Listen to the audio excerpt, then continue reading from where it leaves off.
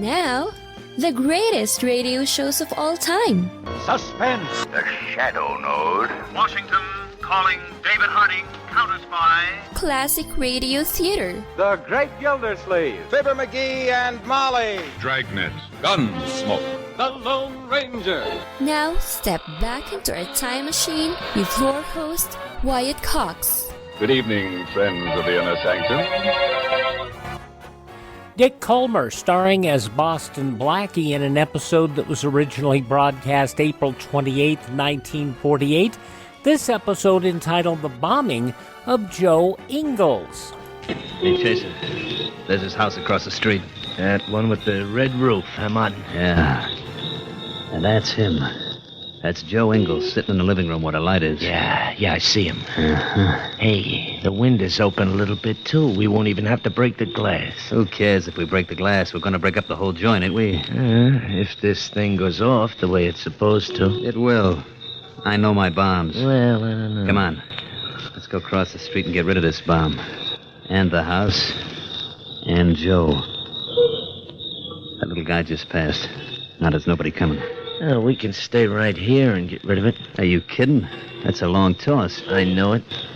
You can get that bomb through that window from here. You just watch.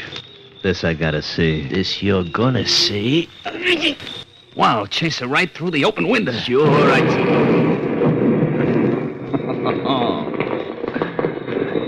Goodbye, house. Goodbye, Joe. Good boy, Chaser.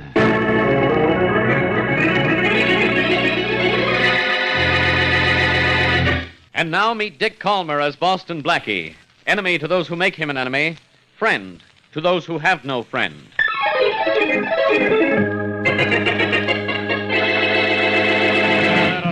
We found a few more bomb fragments around the room, Inspector Faraday. Can you tell what kind of bomb it was? No, sir. Well, the bomb squad will tell us, Matthews. Yes, sir. Give those fragments to Callahan. Have him run them down to headquarters. Right. The bomb wrecked the house and killed Joe Ingalls, so run down anything you can find on him. Yes, sir. You want him to run me down, too, Inspector? Well, Blackie, there's been one explosion in this house already. Don't make me start another. Inspector, you're dynamite. Very funny. What are you doing here? I came down to see what all the noise was about, and then I saw you. Okay, you saw me. What do you want, my autograph? Anytime I want an X, Faraday, I'll look in the dictionary. Humorous. I knew the dead man, Inspector. Joe Ingalls was a pet peeve of mine. When I heard about the explosion, I just had to come down here. I have only one question to ask you. Why? Because of law and order. You're the law, and I came in order to find out who bombed this house. You did. Any witnesses? No. Only that little man over there talking to Matthews. What'd he see? None of your business. In other words, go find out for myself, huh? All right, so I will. He asks himself questions and he answers them. No wonder he's smart. They're his own questions. I know it's just the way it came to Hello, Matthews. Oh, hello, Blackie. I understand this man witnessed the explosion. May I talk to him? Oh, sure, Blackie. What there is of him. Hello. Hello? My name's Boston-Blackie. Yeah. Who are you? Sullivan, John G. Sullivan. Oh, great. Oh, no, the great was John L. I'm John G., no relation. No resemblance. No, I don't think so You either. saw the explosion? No, I didn't see it, but I came by this house on my way to my own house, mind you. I'm minding me.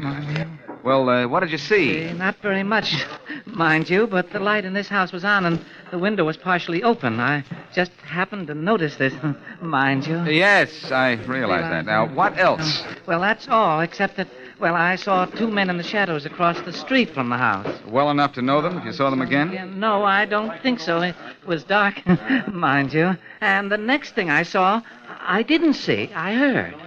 The next thing you saw, you heard. That I like. It was the explosion. And where were these two men when you heard the explosion? Still across the street? Oh, I don't know. They must have been. I didn't see them on this side of the street. Uh-huh. You say a window was open when you came by this house. Which window? That one there, in the room where the bomb exploded. Oh. Well, thanks, little Sir Echo. Oh, yeah. That little fact about the explosion is going to blast open this case.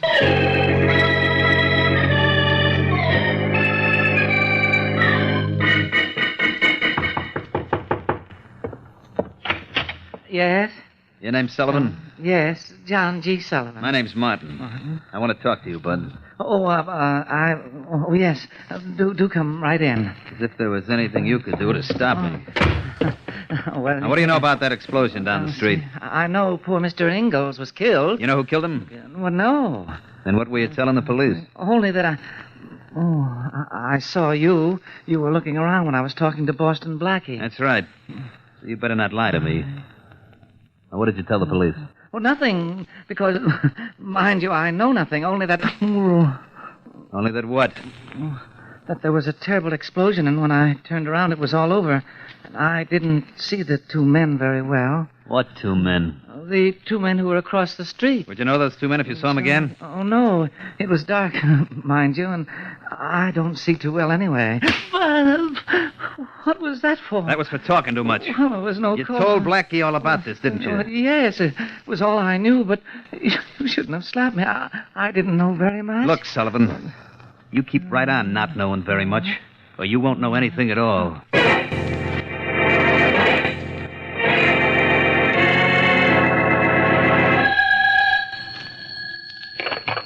Hello. Blackie, this is Mary. Oh, hello, Mary. I just got in. I know. I've been trying to reach you. Really?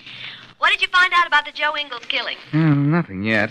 But I do have an idea about something. Haven't you always? And why doesn't it ever include me? What is your idea, Blackie? Well, one of the windows in Joe's house was open about a foot. A witness says two men were across the street and never crossed the street. So the bomb might have been tossed in the open window from where they were. Blackie, that's impossible, isn't it? No. Under certain conditions, it could be done. Come on over here, and I'll tell you all about it. Okay. I think all I have to do is find the men who had something to gain by throwing a bomb and throw them for a loss.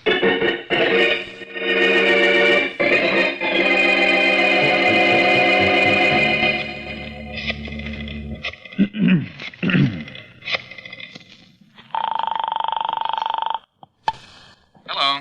Hello, is this Boston-Blackie? Yes? Blackie, this is John G. Sullivan. I'm sorry to bother you. Did I interrupt anything important? Oh, no.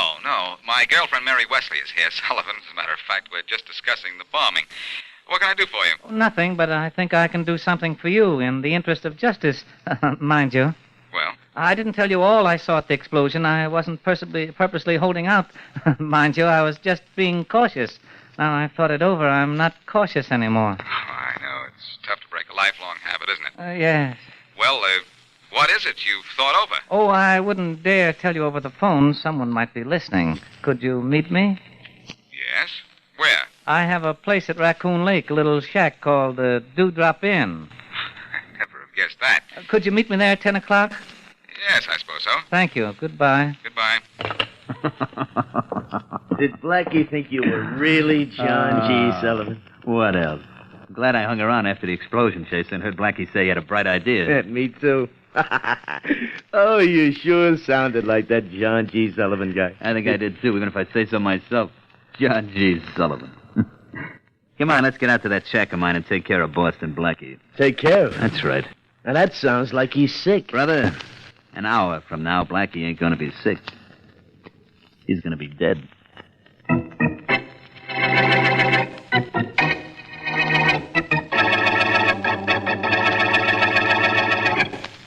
Well, Blackie, you've been sitting there thinking ever since you got that phone call. Who was it on the phone? It was that fellow Sullivan. You know, the almighty John G. I told you about. Oh, yeah. Well, apparently he hadn't told me everything he knew, so I'm going to meet him and get the rest of it. I guess he had a touch of conscience. Blackie, you've been fooled by phone calls so many times. How do you know it was Mr. Sullivan on the phone? I'd know that little guy's voice anywhere. Well, maybe he was forced to phone you. Not a chance. If someone threatened him, he'd collapse. I'm sure this isn't a trap, Mary. Well, I don't know, but... All right. If you're sure, I'm satisfied. Where are you meeting, Mr. Sullivan? At a shack called Dewdrop Inn on Raccoon Lake. Oh, no. And you're not coming, and you're not going to worry about me. Why, Blackie, you know I never worry about you. What do you ever give me to worry about besides everything?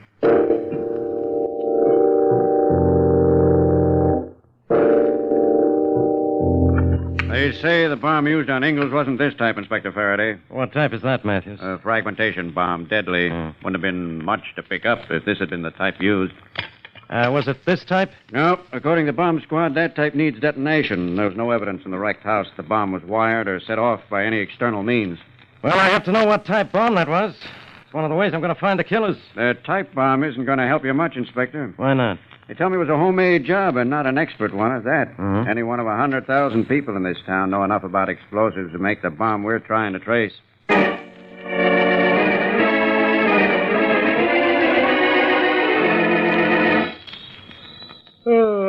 Oh, boy. Nice little place you got here, Martin. That's a pretty little lake out there. Yeah, it is nice. Mm-hmm. Any fish in it? Uh-huh. And we're going to feed him tonight, Jason. Oh, with Blackie, huh? After we make a sieve out of him when he walks through this door. Yeah, we've been waiting an awful long time. Maybe he didn't fall for your gag. I think he did. Maybe. You know, I really sounded like that little Sullivan jerk, didn't I? Yeah. Listen. I don't want to start trouble, mind you. That's pretty good. Look, what did Blackie sound like? Like he was anxious to have a talk with Sullivan out here. Well, I hope you're right. If we don't get him this way, we'll get him another way. We should have done that in the first place, I think. Use a bomb on him the way we did on Ingalls. I owed Ingalls dough when he was getting tough about it. But Blackie's butting in, and that means I owe him more than dough. Oh, listen. There's a car coming down the road. Yeah. I think it's Blackie's. How do I know? I can't tell yet. Get behind the door and have your gun ready. Yeah, it is. It's yours. Been ready for a long time. The car's coming this way. If it stops in front of this shack, it's Blackie, all right. And he won't have a chance. I can tell by the lights. It's just about in front of us now, isn't it? Uh-huh. Take a look out the window. Hey, Martin. It is Blackie, and his car just stopped in front of the shack. Yeah. And in just a couple of seconds, we're going to stop Blackie. For good.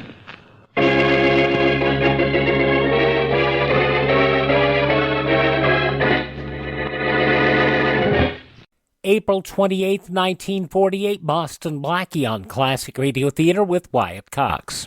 Hi, this is Kyle Horvath with the White Pine County Tourism and Recreation Board. If you want to get away from the big cities and get back to nature this summer, give us a call at 775-289-3720 or visit us online at elinevada.net. There's so much to do and see, I can't mention it in 30 seconds, but check out our website and you'll see what Nevada is really all about. elinevada.net or follow us on Facebook or Instagram. Give us a call at 775-289-3720 or visit us online at elinevada.net.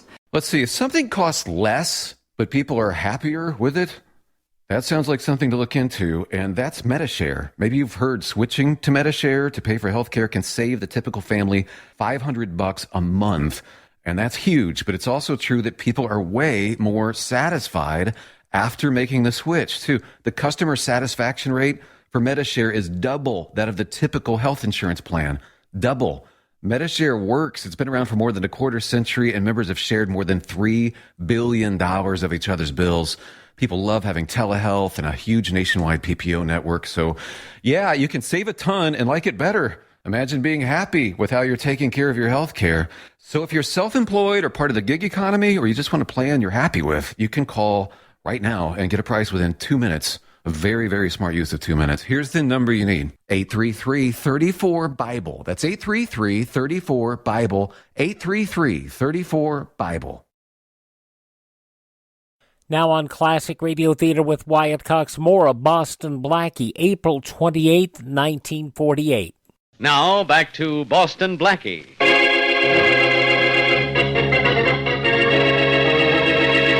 Henry Chaser and Jim Martin toss a bomb into the home of Joe Ingalls. Ingalls is killed. Investigating the case, Boston Blackie learns the details of the bombing from a meek little witness named John G. Sullivan and claims he has an idea. One of the killers, overhearing this, phones Blackie, pretending to be the mild-mannered Sullivan with further information. A meeting is arranged at a shack near a lake. Unknown to Blackie, the killers lie in wait for him with drawn guns. As we return to our story, Blackie is just about to get out of his car in front of the shack. There he is, Miss Wesley. Yeah, I see him. Blackie. Yeah? Blackie. Blackie, wait a minute. Mary, you're in bad company. What's the idea of associating with Faraday? And what are both of you doing here? Blackie, you've been tricked. Don't go in that shack, Blackie. You mean not without you, don't you? What's the idea of following me? Blackie, it's my fault. When you left to keep your appointment with Mr. Sullivan, I got suspicious. I was afraid this might be a trap. So I phoned Mr. Sullivan myself to see if he'd really made this appointment. And he did. He's in that shack right now, waiting for me. And probably so scared that he won't talk. He's not in there, Blackie. What? You're about to walk into a trap. How do you know? Come on with me. Okay. There's your Mr. Sullivan. Where? Right here in back of Inspector Faraday's car. Hello, Blackie. Mind you, I had nothing at all to do with this. I know nothing about it. Well, Sullivan, I certainly talked to someone on the phone who sounded like you. Well, I don't know who it could Come have on, been. Faraday. Come on. I haven't seen anyone leave the shack. If this is a trap, it's still set. There's probably a bomb waiting for you in there, Blackie. Well, we'll soon see. Come on, let's try the door. But carefully. You stay back, Mary, in case there's an explosion. All right. I'll stay back here and protect Mr. Sullivan. Good idea. It'll be a good idea if we search the door for wires before we open it. It'll be safe enough if we just step back as we open the door. Now, you ready? To get blown from here into the middle of the lake? No. What's the matter? Can't you swim? Yes, but when I dive into a lake, I like to do it under my own power. Kick open the door. Let's get it over with. Okay, here goes. Get back. Now, you two. I'm back. And up with the foot. And get.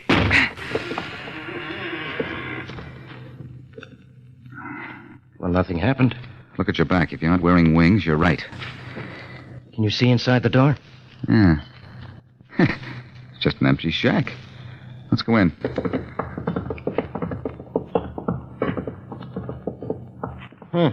Empty. Put your hat back on. I don't do obvious jokes. Yeah, that's your story. Well, Faraday, the back door's open. I guess this was a trap, all right, but the bait has beat it out the back. Now maybe you'll thank me for coming out here and stopping you when I did. I owe you one. Blackie, you said you got an idea from Sullivan when he told you one of the windows in the murder house was open before the explosion.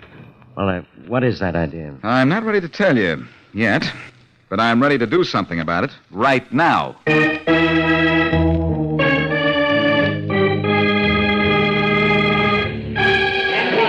Just a minute, Blackie. Sure. Morning, Herald Sports Department. What? Who won the World Series in 1903? The Boston Americans beat Pittsburgh in the National League 5-3. Yeah, that's right, 5-3. It was the best 5 out of 9 game series that year. 1904, there wasn't a series in 1904. You're welcome. Sorry, Blackie, this goes on all day. You really know your baseball, don't you, Bill? I should. I've been a fan and a writer about baseball for 35 years. Now, what can I do for you, Blackie? Well, I'd like some information about... Here we go again, excuse me. Go ahead. Morning, Herald Sports Department. What managers won a pennant with the greatest number of different teams? Bill McKechnie with Pittsburgh in 1925, St. Louis Cardinals in 1928, with Cincinnati in 39 or 40. You're welcome. All right, Blackie, now where were we? Nowhere. I was about to ask you to do a little research for me. I'll do whatever I can, but it'll be just like you to ask me the one question I can't answer. It's about baseball, isn't it? Well, in a way. Well, what is it you want to know? Better ask before that phone starts again. Okay, Bill. And all I hope is you know the answer to a question I'm going to ask, because that will really ring a bell.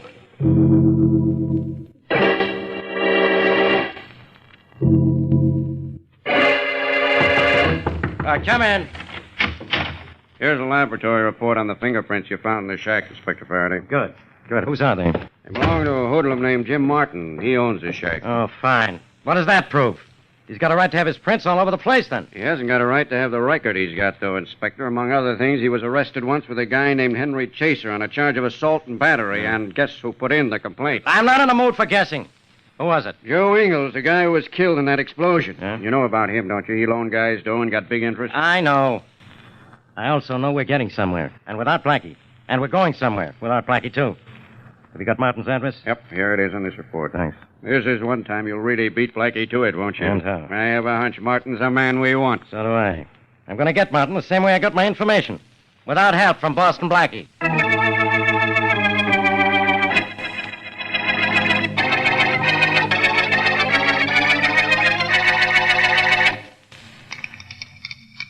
What are you doing, Martin? What's it look like? Looks like you're making another bomb. I am. Quit tossing that ball up and down, will you? It makes me nervous, Chaser. Sorry. Who's this bomb for? Ingalls is the only guy we owed any dough to. I know. But this one's for a guy who wants to pay us off with a trip to the death house. Blackie, huh? Uh-huh. I told you in the shack, if we didn't get him there, we'd get him in his apartment with this. How? Toss it in the window? No, Blackie lives in an apartment building, 9th floor. That'd be some toss. I'm making this bomb a small one. Enough to kill a guy if it lands at his feet, but not enough to hurt anybody 15 to 20 feet away if he ducks fast after he throws it. I'll duck fast, all right. Now, you're sure the bomb won't kill me, too, huh? No, Chaser, we're partners. With my head and your arm, we're a team. A terrific team.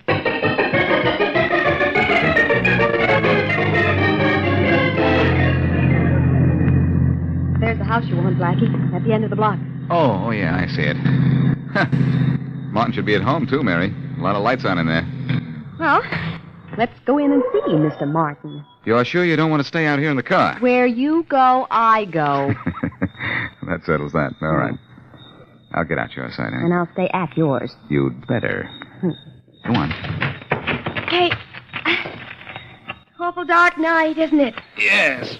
With that dope I got from my sports writer friend, I don't feel in the dark at all. Do you really think that information will solve the case? It might, Mary. Who? Uh-oh. I saw it too, Blackie. Something in those bushes over there moved. Yes, I'm moving, too. Into those bushes to grab whoever it is. Blackie, be careful. Oh, yeah. All right, you don't try anything. Hey, what's the idea? Faraday. Oh, no. Not you, Blackie. Get off of me. What are you doing here, anyhow? Besides sitting on top of you, paying a little visit to Jim Martin and Henry Chaser. How did you know about them? I'll tell you about that later. Well, Snoopy, did your snooping do you any good? Not yet. I just got here. I was about to look in this window here when you jumped me. Well, let's look in it together. Is anybody in there? Told you I haven't looked yet. We'll all look together after our bottom-of-the-hour break. April 28th, 1948, Boston-Blackie on Classic Radio Theater with Wyatt Cox. No offense, but are you a little fat when you look in the mirror? How would you like to learn the secrets to lose 3 to 5 pounds a week easily without joining the gym or going through any crazy diets? It's called Body Sculpt by Med Diet. For the last 2 decades, we've been helping people just like you that have pounds they want to shed. We've helped millions of people lose thousands and thousands of pounds over the years. And now it's your turn. Learn the secrets of how to lose weight with one simple phone call. You'll see an amazing difference in a matter of days. Don't believe us? We'll offer you a money-back guarantee.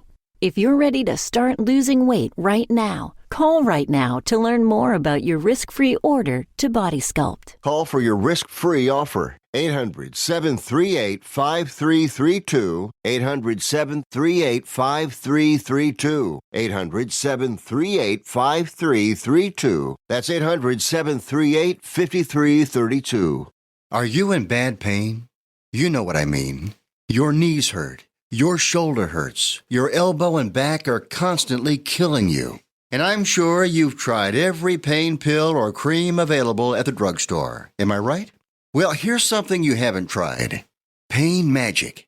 Pain Magic is not available at any drugstore. The only place you can get it is by calling the special toll-free number I'm about to give you. And to make things even better, call right now and find out about our buy one, get one free offer. We're so confident it'll work for you that we offer a free bottle with your purchase. No prescription required. Call now to learn how you can get Pain Magic and get rid of your pain. Remember, your results may vary. 800-492-8164.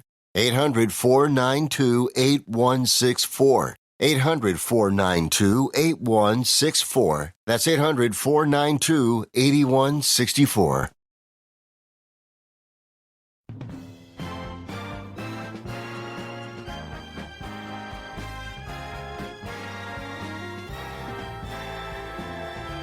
Now on Classic Radio Theater with Wyatt Cox, the conclusion of Boston-Blackie starring Dick Kollmar, April 28th, 1948. Never mind, I'm looking now. And there are 2 men in there. I can count. You learn something every day, don't you? Hey, one of the guys is just standing there, juggling a baseball or It's a something. baseball or nothing. And that other guy's making a bomb. Yeah. I have an idea. It's for me, which means these guys are for me. You mean for us? Come on. Wait a minute. Wait. Hold it. That type bomb that guy's making probably explodes on impact. Yeah. A bullet would explode it, wouldn't it? I think so. Yeah, it looks as if he's finished it. We can't go through a door or window without their getting a jump on us. Yeah. But I know how we can grab these guys without going in after them. How? Watch. Get back a minute, Faraday. Why? I'm going to break this window. Hey, who's out there? I am. Both of you guys stand right where you are. Chaser, it's Blackie. Hey, Martin! It sure is. And don't touch that bomb or I'll put a slug into it and blow you up. Don't touch it. You're not going to stop me. No, but I am. Nice shooting, Faraday. I said don't touch. Now put your hands up, both of you. Mine are up. I can't move. Try awful hard. Okay, Faraday, go on in and get them. Right. Their hands are up, and so is their time.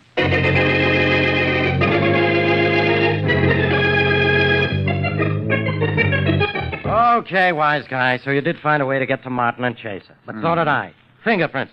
And Martin's record. But how far would that have taken you, Faraday? What? You couldn't have proved they killed Ingalls with that bomb. Yeah, I don't have to prove it now. I got a confession from him. Yes, but didn't my evidence force that confession? Okay, you found out that Henry Chaser was a great minor league pitcher, tossed out of organized baseball for turning crooked, and that he and Martin were pals. But how did you know to look for a baseball pitcher? It was the way the bomb got into Ingalls' house. It wasn't left there by anyone because it had to be thrown to explode. It came through the open window. Open about a foot. Yes, and tossed from a good distance away from the window. That's right. Now, who could throw as perfect a shot as that? An ex-baseball pitcher, of course. I found out one ex-pitcher who would turn crooked. There you are. I'd have found out Chaser was a pitcher and figured that out, too. Maybe. Anyhow, it doesn't matter. The important thing is that Chaser has been caught. And as far as the public's concerned, one of the killers did the pitching, and you did the catching.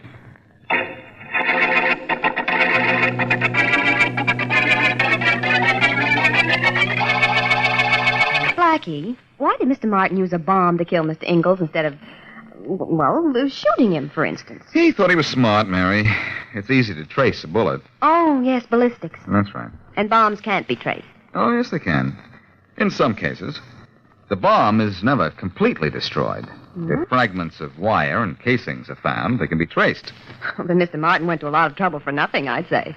Well, it might have taken us months to trace Martin through those bomb fragments, Mary. Mm-hmm. What caught him quickly was his association with that one-time ball player, Chaser. Chaser was a good pitcher, wasn't he? Yes, his record shows that he could really get him over the plate. He'd have been a major league star if he hadn't gone wrong and been tossed out of baseball for life. Well, that was certainly a perfect strike he threw at Mr. Ingalls' house, right through the window. Yes, there's a switch to that pitch, though, Mary. Oh? It took care of Ingalls, and it'll mean the chair for Martin and Chaser. Instead of 3 strikes putting 1 man out, 1 strike puts out 3 men.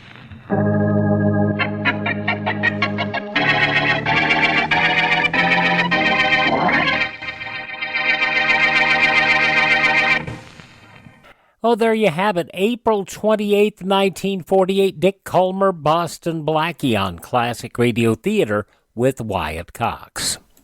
It's a big, bold story set in the heartland of America, along the edge of Lonely Mountain. I am open for business. And so Big William Gorgon, played by handsome Michael James, fiercely set down his Midwest roots. Oh, darling, we're going to sell bathrobes and raise chickens. Set his adoring wife, Wilhelmina, portrayed by beautiful Glenda Olsen. Oh, I love our store, Will. But they hadn't counted on Big Ralph's bathrobes and cattle store coming to town. Oh, Will, what will we do, Will? Will had a plan, a way of facing off against tough Big Ralph. We're going to change the face of America. We're going to advertise.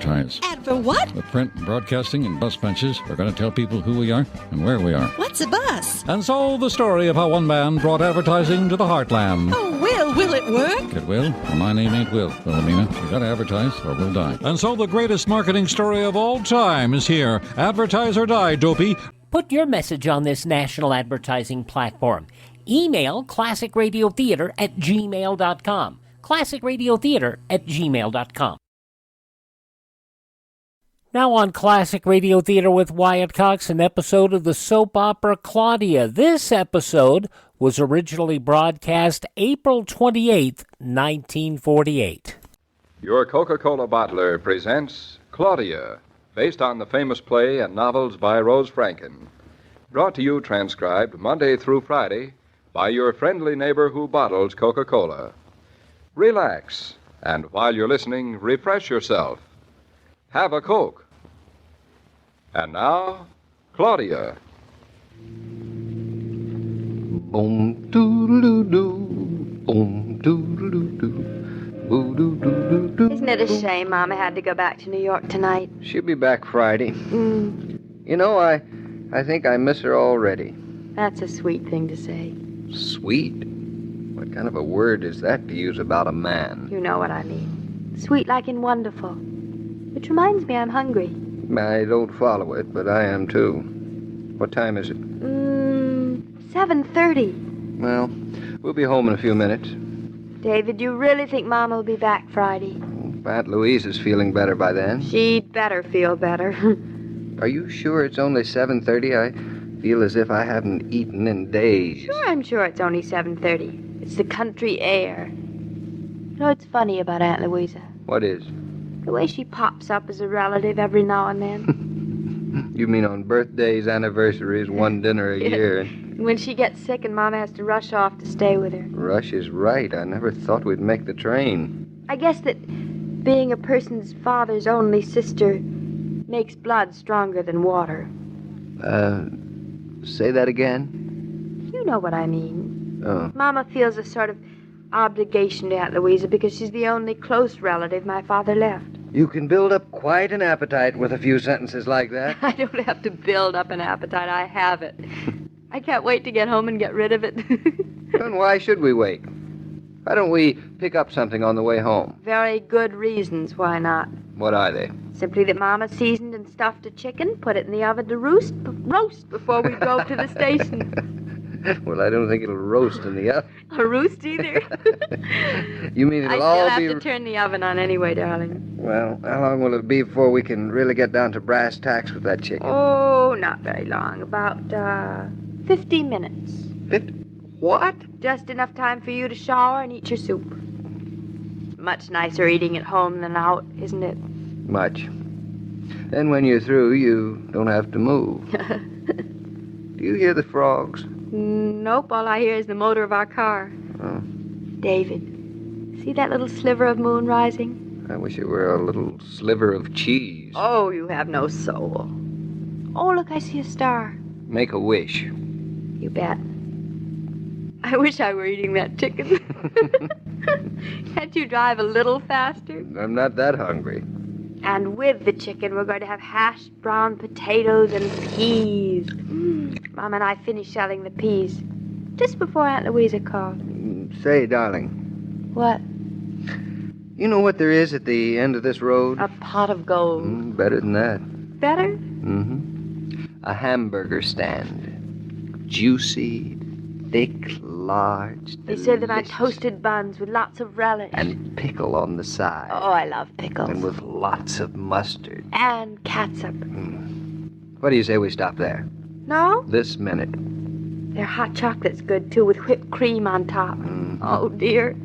All right, just as soon as we get there. I can't stand it. I'm so hungry.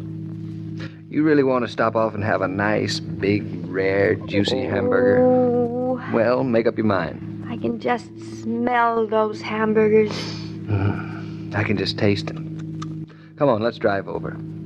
No. No. David Naughton, you mean to tell me you'd prefer a nice, big, juicy hamburger in a diner rather than a... Nice, skinny, undercooked chicken in our own home? Well, I wouldn't. Oh. I think it would be unpatriotic of us to stop here and eat a hamburger when our chicken is waiting. We'll eat the chicken, too. I'm that hungry. But, David, the sooner I get him into the oven, the sooner we'll... Unless you really want to stop here. Do you? I suppose not. Guess it'd be awful crowded. If you do want to stop, darling, why say so. I wouldn't mind your saying so. Oh, that's big of you. Home is so nice. We'll spend the whole evening... Over the dishes. No, you won't. We'll listen to the radio. I'll even let you read the papers without interrupting. Now, darling, don't get rash. Now, are you sorry we didn't stop at that hamburger stand? No, not the least bit. All right. Home you are, Mrs. Naughton, safely delivered. Oh, our house is much prettier than a hamburger stand, isn't it? Much. But the service isn't as fast. Oh, complaints, complaints, complaints. Hey, as you run through, darling, would you flip the switch in the living room so I don't bump into anything? The switch is flipped. Isn't it convenient? You flip a little switch and the whole house lights up. You flip another little switch and the chicken starts cooking itself. I don't see why people make such a fuss about living in the country. How would you like to have a glass of tomato juice? I'd love it. Where is it? There isn't any. Good. I really didn't want any either. Now, see, the chicken's in the oven. All I have to do is turn it on. Oh, David, if I'd known the country would be like this, I'd wanted us to move up here 10 years ago. Me too.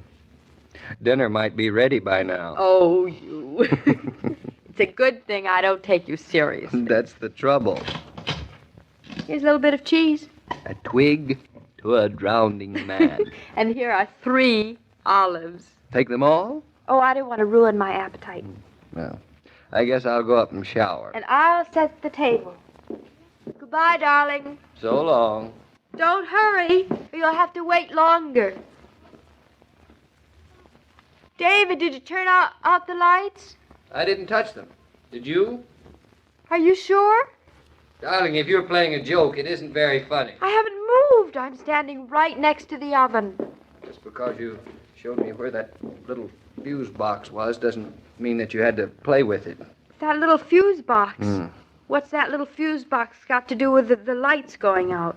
Well, I guess you didn't, huh? Am I or am I not standing in the same place as when you left? How can I possibly tell when I can't see you? Here I am. Say, isn't it dark in here? Oh, very dark. You can't see your 2 feet in front of you. It's dark all over the house. David, what are you doing? I'm trying to find the fuse box. Do you mind? No. I didn't know it could be so dark. In the dark? Have you got a match, darling? Of course not. Everything in this kitchen is electric. Have you got one? Let me see. None here. No, I don't seem to have any. No. Ouch! Oh, did you hurt yourself, darling? Now, don't move. I don't want you bumping around the furniture. Where's our flashlight? I put it in the car in case we got a flat tire in the middle of the night. I'll get it. Now stand still, darling. Oh, sorry. I didn't know you were standing there. Hello. Goodbye. Hello. Goodbye. Oh, don't you wish you were a cat? You know what I wish? What? I wish that we were perched up on a stool in that hamburger stand. What? What's the matter? You all right? All the lights are off. You don't say. But, David, you don't realize what that means. Don't I? It means we can't see a foot in front of my face. You mean a hand. But who cares about that? Oh. Oh. Or even a table. David, it's much worse than that. The chicken. The chicken? Yes. Well, it doesn't have to walk around out here. It's safe and sound. It can't go barging into the furniture That there. is just the point. Nothing's going to happen to it in the stove. Now, darling, just because the lights have gone out, that doesn't necessarily mean at all. You don't understand, David. The chicken, our little chicken, is not going to cook in the dark. Oh. Since when does a chicken have to see itself cook? David, are you joking? No. What's so funny? Nothing. Except that the chicken is not going to cook because there is no electricity for it to cook in. Well, what do you know about that? It might just as well be sitting in the refrigerator. No. Oh, yes. Oh, darling, can't you just smell that hamburger? Great big piece of onions. Oh, and all that catsup. Oh, and toasted buns and butter. Just the way they cook it at that hamburger stand. Oh, I could eat one right now. I can even see it. And you know, it looks better in the dark every single minute. I think we ought to have bought a gas stove. Well, that's not a solution to our immediate problem. No, you're right there. It isn't. Say, where are you, Claudia? I've lost you. I'm here. Where? Here. Oh. Oh. I'm going to make a phone call. What for? I'm coming too. Then watch out for the kitchen table. Now take it. Oh. Ouch. David, you all right? Oh, I'm fine. I'm fine. I'll be with You sound fine. I'll be with you in just a minute. I have to go back and pick up my foot. Who are you calling at this hour? I don't know. We'll see. Hello? Hello? Hello, operator? Operator, can you tell me whether the electric plant... Where? What? When? The electric plant. Yes. Oh, I see. What? What do you see? Well, thank you, operator. Thank you very much. What happened? Well, it's the power plant. It's out of commission. Oh, for how long? The operator said she thought it'd be out for hours. Well, at least there's nothing wrong with our fuse box. David, does it mean it's going to be dark all night? All night. And our poor little chicken, he'll freeze to death in the oven. And all our milk and butter. I have an idea. What? Why don't we just switch them around? Darling, are you as hungry as I am? Hungrier. I could even eat a can of baked beans. You could? Mm-hmm.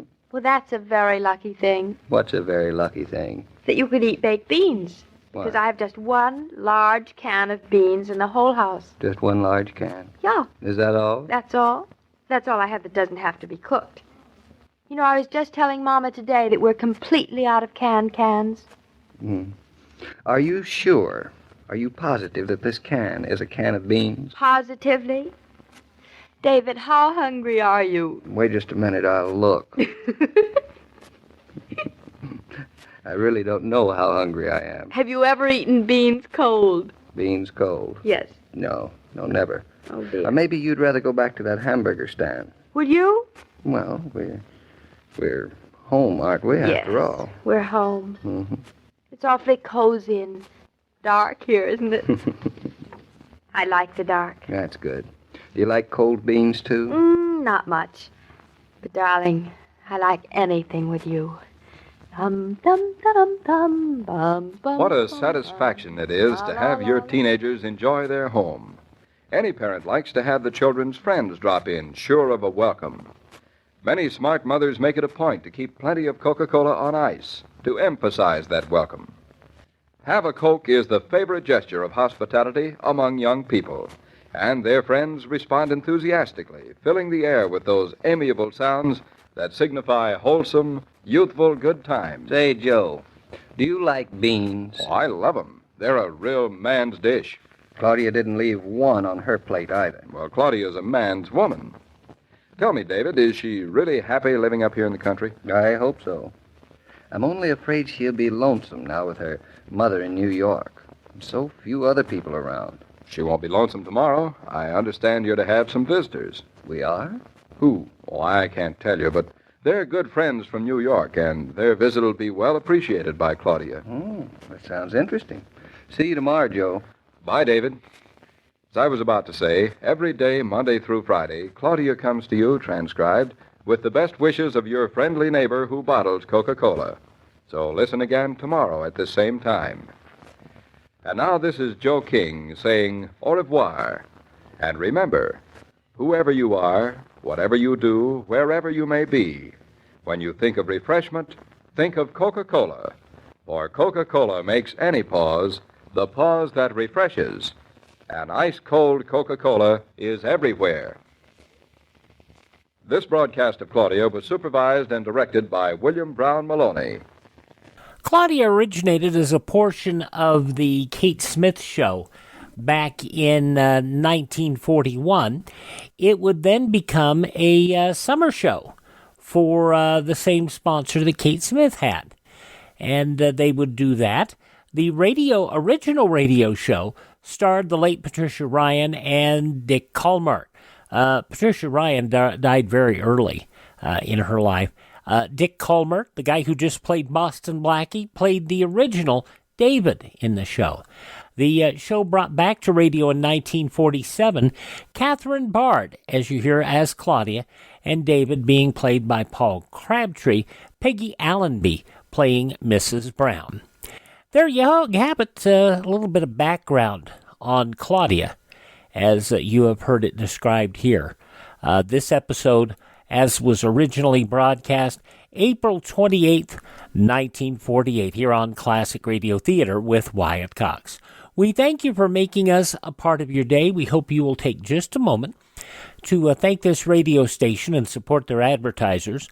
It is their kindness and courtesy that allows us to be with you each and every time we roll around here on your favorite radio station. Hope that you will also do me a big favor, because, I know I'm doing you a big favor, because if you miss a day on this station, you never have to miss a show. You can hear our shows on iHeartRadio, Spotify, Spreaker, TuneIn, Apple Podcast, Google Podcast, Amazon, or Facebook by searching Classic Radio Theater with Wyatt Cox. That's Classic Radio Theater with Wyatt Cox. Don't forget that you can also find the shows on demand at our webpage, classicradio.stream. That is classicradio.stream. There you can stream our shows on demand, learn more about building a classic radio collection of your own, and you can contact me there, classicradio.stream. Thanks for tuning in. Tell all your friends that great radio shows are right here at this spot on the dial. Classic Radio Theater with Wyatt Cox on your favorite radio station.